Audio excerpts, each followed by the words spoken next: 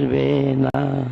বাংলাদেশে গলন দিতে উজান চরের গায়ে ফুটতে আসে ইমামের এখন প্রযুক্তির খোদার কল্যাণে কোল। বাজারে চলে এসেছে ধান ভাঙানোর ছোট মেশিন।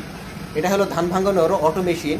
এই মেশিনে আপনি যতই ময়লাযুক্ত ধান দেন না কেন, আপনার চাউলের মধ্যে আর ময়লা থাকবে না, আপনি ফ্রেশ চাউল পাবেন। তাই যাদের ইচ্ছা ছিল একটি অটো মেশিন চালু করার, তাদের আর লক্ষ লক্ষ টাকা বা কোটি কোটি টাকার চিন্তা করে লাভ নাই। আপনারা স্বল্প খরচে এই মেশিন নিয়ে আপনারা একটি ধান ভাঙানোর মিল চালু করতে পারেন। দেখুন, প্রযুক্তির কল্যাণে বাজারে চলে এসেছে ধান ভাঙানোর ছোট মেশিন। এটা হলো ধান ভাঙানোর অটো মেশিন।